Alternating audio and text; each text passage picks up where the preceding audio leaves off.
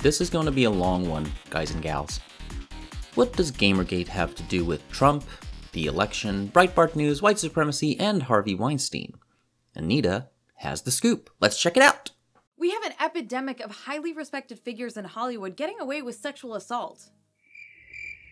I want to make sure you pay attention to this. 1 second. Your visual gags are making me gag, Anita. Bros, we have an epidemic of highly respected figures in Hollywood, and they're getting away with sexual assault. Oh no. What?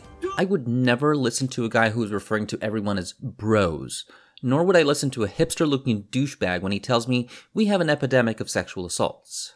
Do something! Yeah, push that man away. As always, excellent messaging. Once he served his purpose, he could be disposed of. Now do you believe us? No, Anita. Just because a millennial in a skin-tight shirt and a hipster beard, ironic glasses and a pompadour haircut says something doesn't mean that we automatically, irrationally believe him because he has a penis.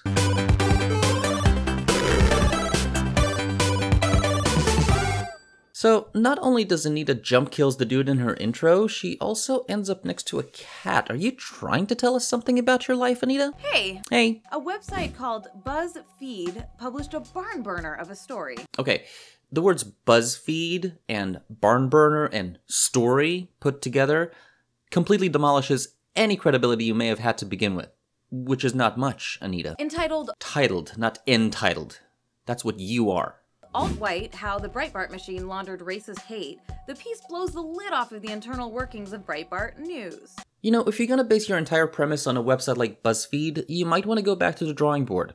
BuzzFeed, the website that brought us the Russian P dossier, which disintegrated any shred of credibility they may have had to start, is not known so much for having electrifying, hard-hitting journalism, so much as it brings us gems like a girl wearing a bubble to walk around New York City, that same girl getting spanked to cure her sugar addiction in a truly bizarre piece of video, as well as hundreds of derivative, repetitive, boring, shallow, mind-rotting videos and articles that pose more bias in them than should be legally possible.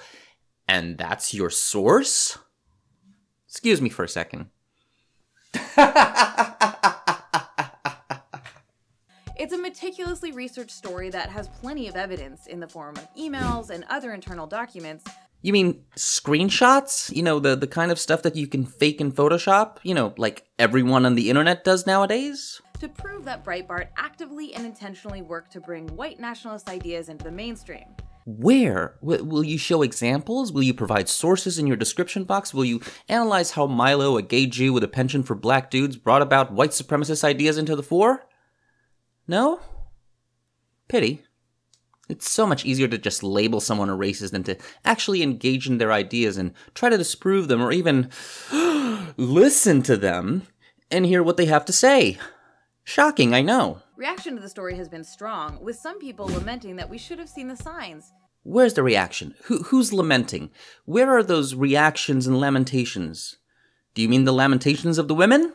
And I hear a lamentation of the women. Citation needed. We should have done something to stop these racist ideas from being smuggled into the mainstream political discourse. Good God, you make it sound like they sneaked into the political discourse and pulled out ideas out of a bag, putting it inside the political discourse while it was asleep and twirled their bad guys' mustaches. What? Those of us who have been targeted by white supremacist movements have said for years that Breitbart is a driving force behind the mainstreaming of white supremacy. If you're gonna label Pepe as a hate symbol simply by associating it with Breitbart, we have nothing else to discuss here. Pepe is a meme. Memes are not exclusive to one group. Everyone uses memes nowadays. You idiot. The BuzzFeed article accurately describes GamerGate as the opening salvo of the new culture wars. Though, personally, I like to describe it as a waking nightmare on par with a clown convention or a 24-hour Nickelback marathon. Full disclosure. I was not a part of GamerGate. I joined this discussion well after it was all over, roughly a year ago. But what I can say about GamerGate from every article I've read, every piece of evidence I've seen, and every video that I've watched, is that GamerGate has absolutely nothing to do with what you're about to discuss here. It was a hashtag that represented a very loosely based movement that challenged collusion in gaming journalism and corruption. That's it.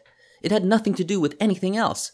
But since some bozos wrote that hashtag in tweets to you and Zoe Quinn, you both decided to, oh, I don't know, go to the freaking UN? During that horrifying and destructive temper tantrum of weaponized white male rage.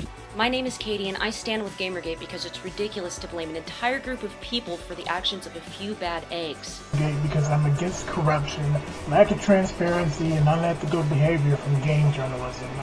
I am not your shield, and my friends are not your scapegoat. Hi, I'm Queenie Martha, I'm a woman, and I'm a gamer, and I'm pro-GamerGate. They were gamers, as diverse as they come, Anita. White, black, Hispanic, girls, gays, trans, guys.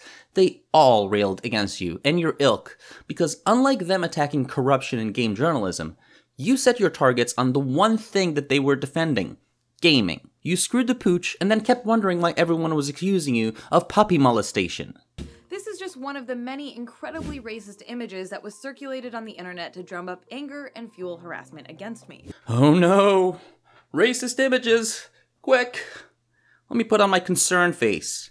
If anything, you're not Jewish. You even stated as much on your Twitter account. So what? People send me much worse than that I won't even share here for fear of YouTube taking this video down. What's your point? That people are assholes? Or is it just white men? And this is hardly limited to me. Ask any woman with white privilege who's been harassed online, and without a doubt they will have stories about the incredibly ugly and vile anti-Semitism woven into the attacks against them. Wait, why does it matter if you or anyone has white privilege? Does it make the attacks any more potent? This is gobbledygook. Political dissent and satirical humor are not verboten yet, Anita. And these images? They don't target a group of people. They target specific people for specific reasons. Are they justified? Can I sit here and defend anti-Semitism? No, I won't. But if someone has a gripe with you or Hillary Clinton, that does not mean that they hate all women and think that they are all like you. Stop collectivizing people and start thinking like an individual. You're all individuals! Yes, we're all individuals! I'm not. It's a consistent through line in online harassment strategies. So yeah, I'd say the signs that white nationalism was deliberately being cultivated as a core component of the alt-right were pretty fucking obvious. Shouting cuss words in front of the camera and putting a banned swastika logo doesn't make you right, Anita. So many women, people of color, queer, and trans folks were viciously targeted, harassed, and threatened by the loose coalition of forces that became GamerGate, way before that particular movement even took shape. Way before that particular movement even took shape. Wait a second.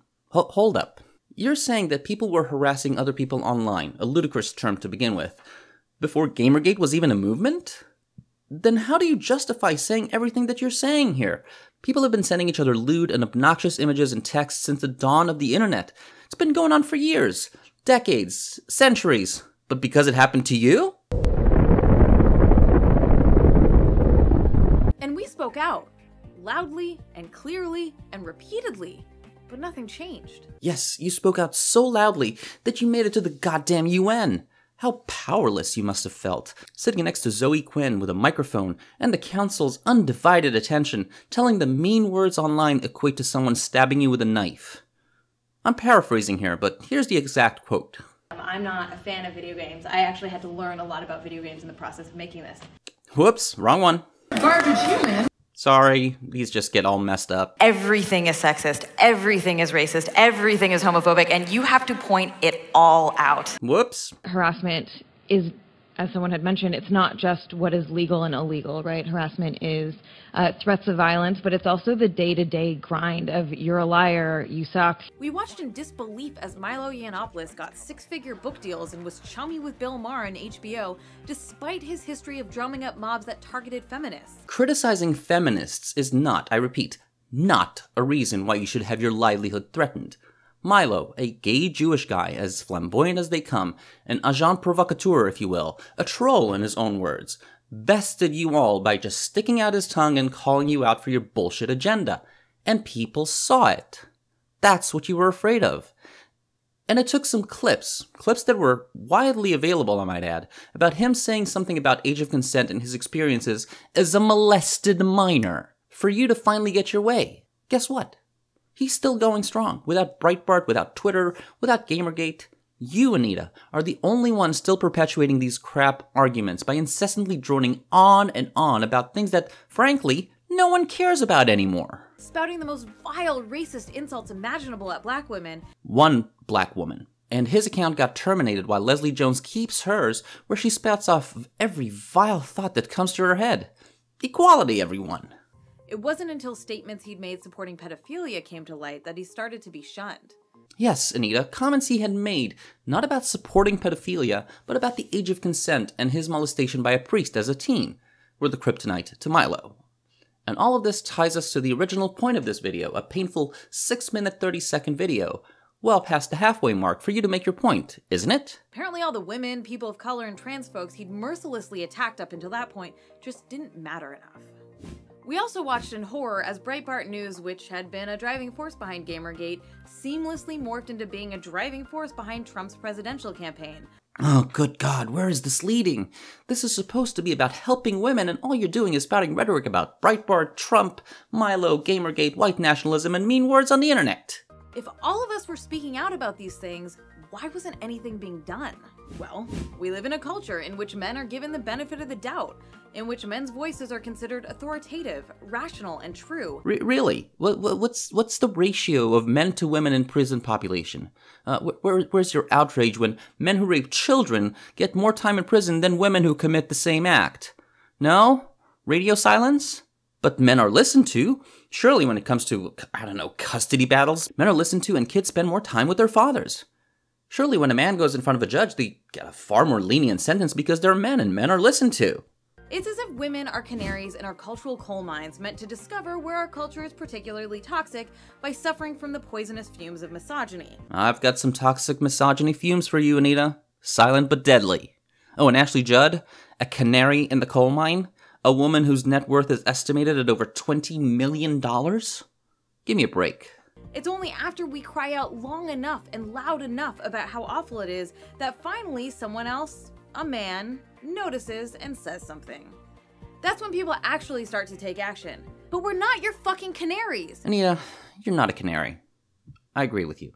You're more like an annoying parrot who keeps on repeating the same thing over and over and over again, until eventually we either cover the cage up with a blanket, let the cage open and release it into the wild, or let the cat have lunch. Is that so? We're people with our own voices that deserve to be heard. You have a voice. You have a platform. You have thousands of supporters on YouTube, Kickstarter. Hell, you raised over $150,000. You have a soapbox and a loud enough voice, but that's not enough. We need to shut men up because no one listens to women, right, Anita? Consider the Bill Cosby rape case. This is an instance of a powerful man who sexually harassed and raped women for decades. Allegedly. As far as I know, in the Cosby case, the judge declared a mistrial since the jury was deadlocked and no decision could be made, because there were too many conflicting stories and lack of evidence. But to you, rapist. It wasn't until male comedian Hannibal Buress called Cosby a rapist during a stand-up routine that the allegations started to get the attention they deserved. Again, yelling something into a mic or a camera doesn't make you more right. As it turns out, the very same day the Buzzfeed story broke, another story also made massive waves. Now to the latest on Harvey Weinstein. The New York Times reporting allegations by numerous women who say the Hollywood mogul sexually harassed them. It took you nearly 5 minutes to finally get to your point. Let's hope it's a good one. This story should have made waves decades ago, but Weinstein has leveraged his wealth and power to silence those who might have spoken out against him. You know, I love this selective title. Women were also complicit in the Harvey Weinstein case. And not to victim blame here, but unlike the Cosby allegations, these women were, supposedly, within their faculties, meaning they were not drugged or incapacitated. They had a choice to make, and they chose their career. You love to prattle on and on about how women are strong, when women willingly engage with Harvey Weinstein in order to further their own careers. But once the milk is soured, now, nearly 40 years later, now we hear all about it? No. Something doesn't add up here. Harvey Weinstein may have been a douchebag, but he wasn't alone. And many others appear to have been complicit here, both men and women. But until the facts of the case become crystal clear, you cannot treat this like another GamerGate. Generalizing, tarring everyone with the same brush, collectivizing everyone, and dividing them into sides is not how society should function. Your attitude permeates of deep-seated misandry and sex-negative feminism. A woman engages in her sexuality to achieve a goal? She must have been raped. I'm done with this crap. All I hear from you are assertions and loud yelling, but I will address your final point. If you want to start putting a stop to sexual predators and rapists before they spend decades assaulting women, if you want to help curtail dangerous and deadly political movements before they take root in the White House, there's a pretty simple first step. Start listening to women. We are. But we are not going to neglect using rationale and logic in the process. And when something doesn't add up, when something stinks, when something is so foul and detrimental, you better believe we will be out there fighting and railing against it. Good God, how can a 6.5 minute long video become this long? How many times must you be disproven before you go back to your lectures and confabs without assaulting everything under the sun as sexism, racism, misogyny, and rape? What do you guys think? Let me know in the comments below. Now on the finer print. Peace. If you liked this video, please hit the like button. If you think others might enjoy it, feel free to share it. If you didn't like it, let me know why in the comments below. I'm always open for dialogues, and I try to respond to most comments as they come in. If you like what I do and you'd like to support it, feel free to visit my Patreon and drop me a $1 donation. On the finer print. Peace.